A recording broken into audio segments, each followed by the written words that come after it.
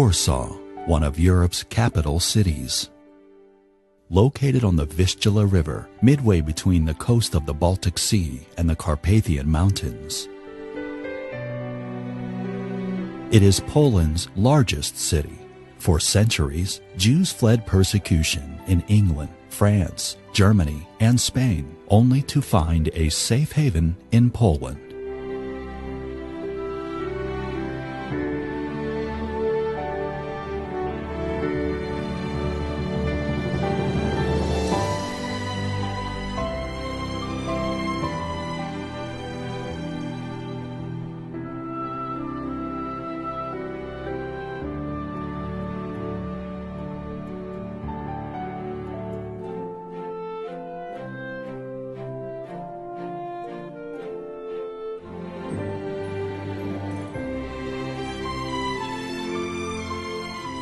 Today, Warsaw's residents enjoy walking along tree-lined boulevards, relaxing in public parks, and admiring the animals at the zoo.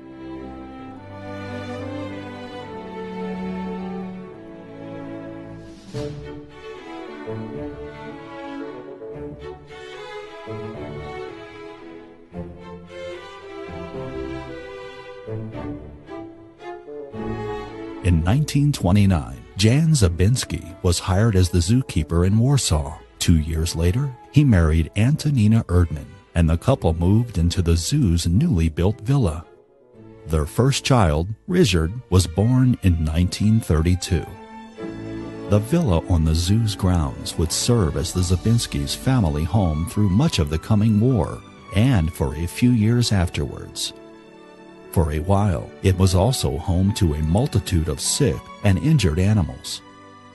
Most importantly, during the war, the zookeeper's villa became a temporary refuge for more than 300 people designated by the Nazis as subhumans.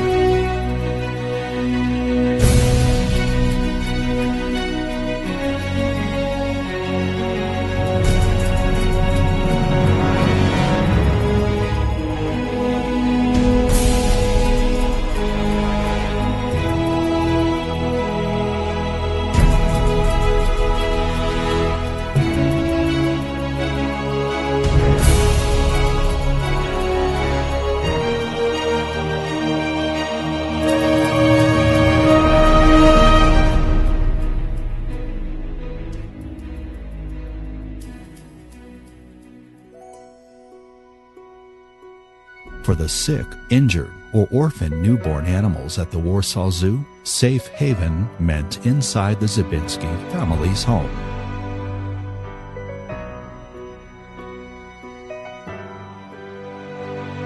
Richard still remembers the bandaged paws, the splinted broken wings, Tofi and Tufa, his lynx kittens, all roaming freely throughout his home.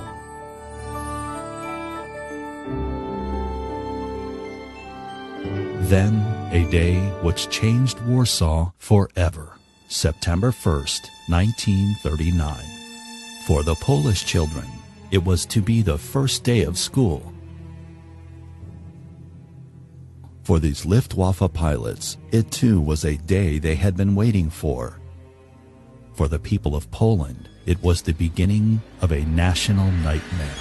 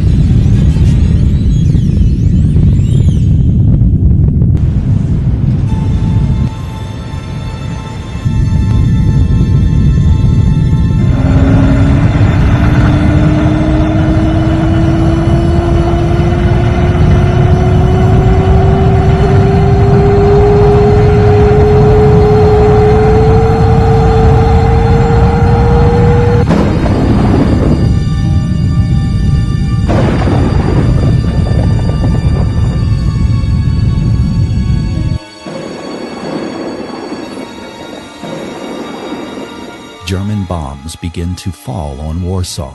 Nazi pilots strafe unarmed civilians. A Polish anti-aircraft battery is stationed nearby.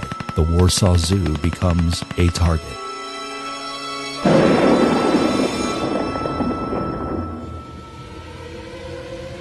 During the Luftwaffe onslaught, the polar bear habitat takes a hit. The zoo's wooden buildings soon collapse. Animals become frantic, trapped in their burning cages. Some are burned to death. Others, terrified and bleeding, escape from their cages and head in panic for the streets of Warsaw. As Polish soldiers fear for the safety of the civilian population, they begin to shoot the dangerous zoo animals, the surviving polar bears, the lions, the tigers, even the parent of Tazinka, first elephant born in captivity in a Polish zoo. Richard and his family are heartbroken as they view the carnage. The zookeeper and his family quickly mobilize to care for the surviving animals.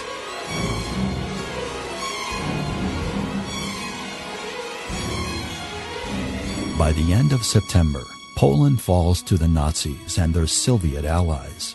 On October 1st, German troops enter Warsaw.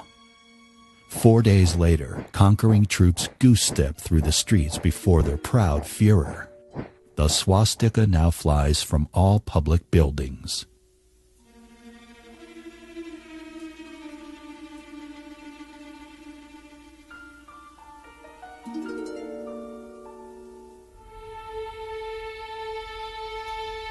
The new order begins its deadly work.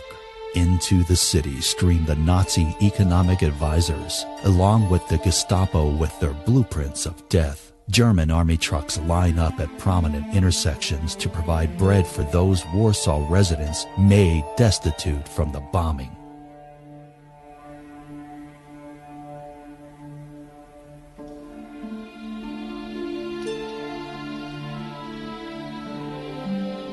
German newsreel cameras are there to record what they refer to as a generous humanitarian act.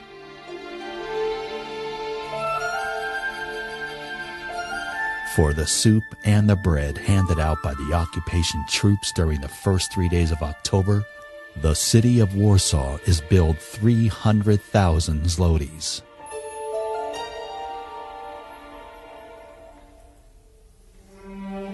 By December 1st, all Jews are forced to wear white armbands with a blue Star of David. A curfew goes into effect. Violators will be shot on sight. Many families begin to subsist on a thin potato soup containing a few cabbage leaves and beets. Bread is rationed at 5 slices a day. Ration cards make no provision for butter, cheese, or green vegetables.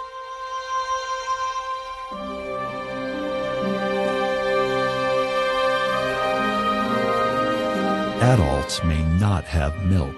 The Germans consider an adult as anyone more than 6 months old.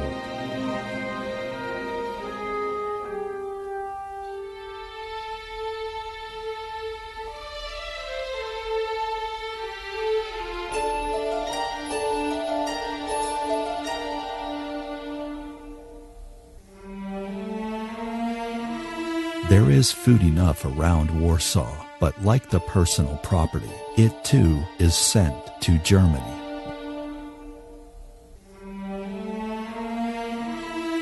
Reichsmarshal Hermann Goering declares, "We are today in a fortunate situation where the entire German Wehrmacht is supplied solely from the conquered territories."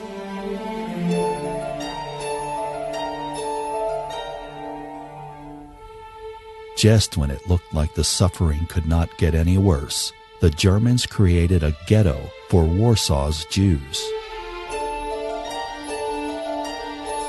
The ghetto consisted of 100 blocks in the northern part of the city.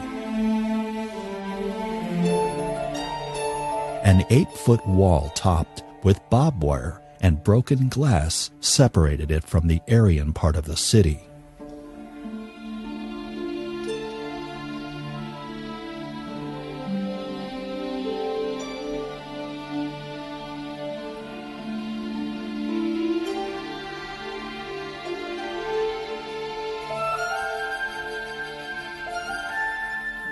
Life in the ghetto was just awful, miserable.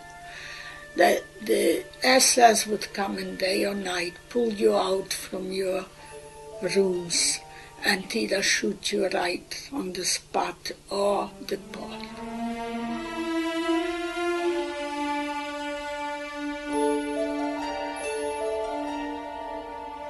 At one time or another, almost 500,000 Jews were forced to call the Warsaw Ghetto home.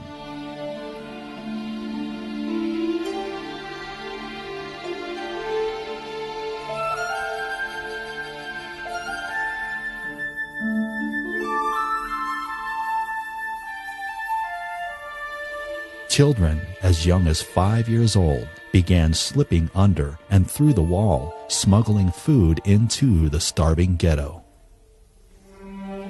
The Germans did not hesitate to shoot them.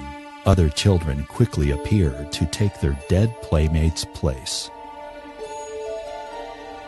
On October 15, 1941, Hans Frank, Governor General of Poland, issued a decree making the death penalty mandatory for any Jews discovered on the Aryan side of the ghetto.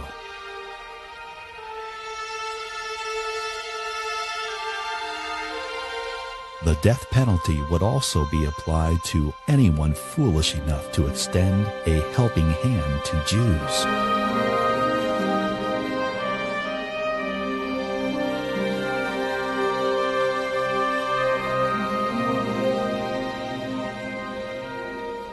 With the Nazi defeat of the Polish army in the early days of the war, zookeeper Jan Zabinski became a member of the Polish resistance.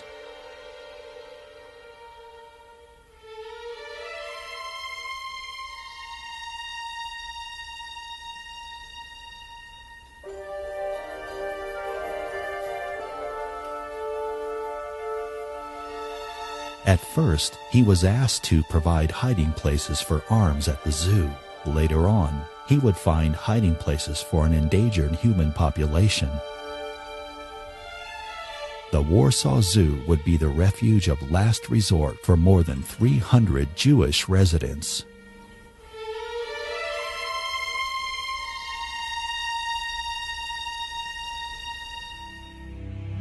By the end of 1939, most of the animals living at the Warsaw Zoo have become casualties of war.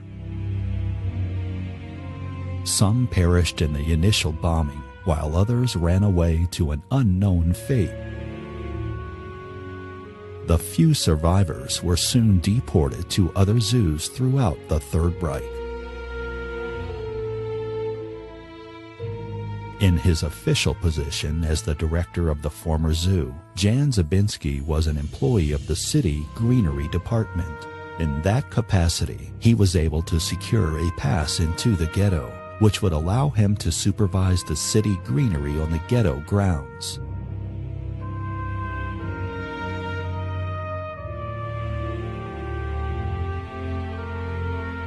With his official access, Jan Zabinski eventually set up an escape network which led from the ghetto to the zoo and beyond. Asked years later why he made such a courageous decision, Zabinski replied, "We did it because it was the right thing to do." At first, some distraught refugees were hidden in the pheasant cages and brought into the villa at night.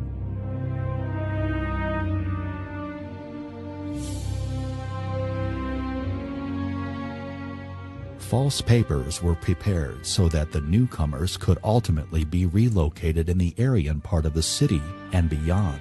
Some visitors couldn't be passed on. They looked too Jewish.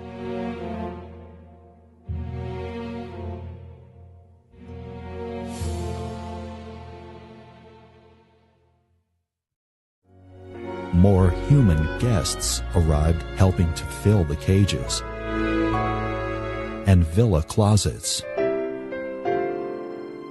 Approximately 30 stayed at the zoo for years. The visitors were referred to as guests.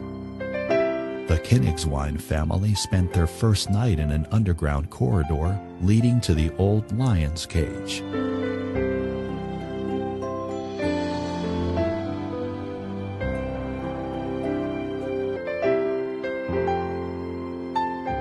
In October or November of 1942, it was raining all the time.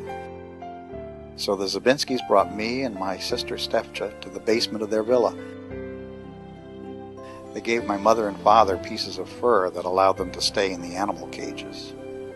Richard Zabinski remembers how his mother tried to make the Königswein family look more Aryan. She would attempt to change dark hair to blonde using hydrogen peroxide. Since the final results depended on the strength of the solution, the outcome was never predictable. "They all looked like squirrels," said Richard. Richard understood that a slip of the tongue could mean the death penalty for everyone in the house. Moshe, a few years younger, also understood the perils they faced.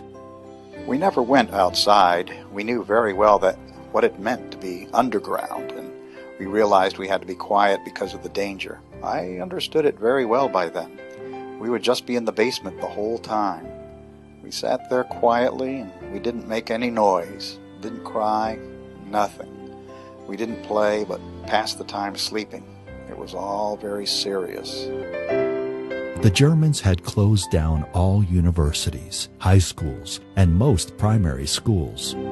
So Richard busied himself with his chores, which included picking greens for the rabbits and chickens.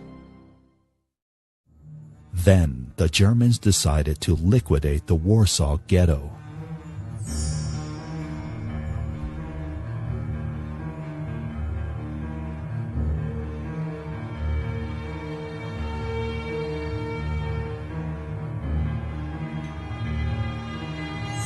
Aja Doliner was living in an Aryan section of Warsaw, disguised as a Christian. We were very close. Where I was there, mate, was very close to the Warsaw Ghetto. When I was on the balcony there, I saw what was going on, how mothers wrapped children and jumped into the fire rather than to be killed by the bullet, whatever. It was horrible. Then was Easter. So that family that I worked for that had that little child, the family came and they went first to church and then they all came back home. And they all went on the balcony and one boy, like 12 years old, he said to his grandma, Grandma, look how the Jews are burning, how they are. And he was laughing, that boy. The grandmother said to that child, this is not a laughing matter. She said, they are Jews, but they are human beings. We don't know what's waiting us. With the liquidation of the Warsaw Ghetto, even more desperate guests began arriving at the zoo. Zookeepers know by instinct and training which animals are predator and which animals are prey. For the Zabinskis, a single mistake in the world of human predators could cost them all their lives. Russian troops come within 65 miles of Warsaw. The Polish underground decides the time is right to liberate the city. The Warsaw Uprising begins.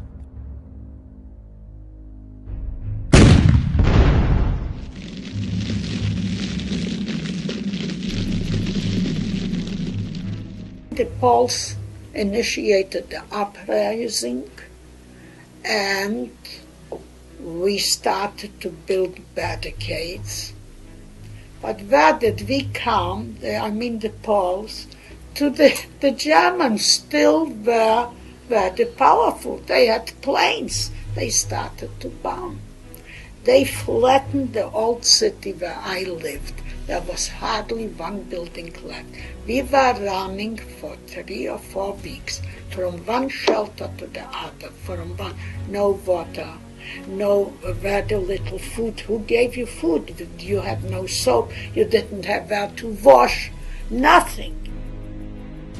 On the 5th day of the uprising, battle-hardened SS troops swarmed through the city with a vengeance, slaughtering 30,000 men, women, and children. They also come to the zoo. A battle-hardened SS man walked Richard off to be executed. As his mother looks on in helpless horror, a shot rings out. Then the German emerges from the bushes, laughing.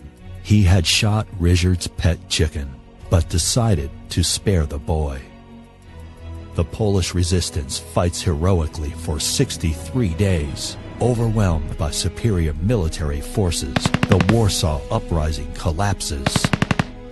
We were like rats running from one, and finally, at the last shelter that we were, we heard the Germans. They said, if there's anybody, you come out with your hands up, otherwise we'll throw in hand grenades and you'll be all killed. So we all came out. By that time, the uprising was gone. The Germans, naturally, they were still powerful. This was summer of 1944.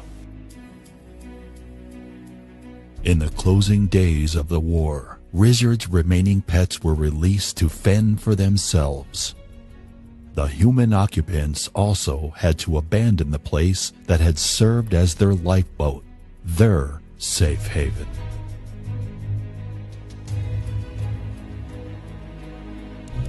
Many years later, Masha Koenigswein remembers the words of his mother, Regina. She said, the Zabinskis' home was Noah's Ark, with so many animals and people hidden there.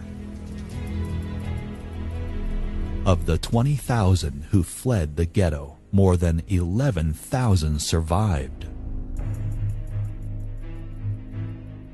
Against all odds of surviving, all but 2 of the 300 people seeking safe haven at the Warsaw Zoo survived the war.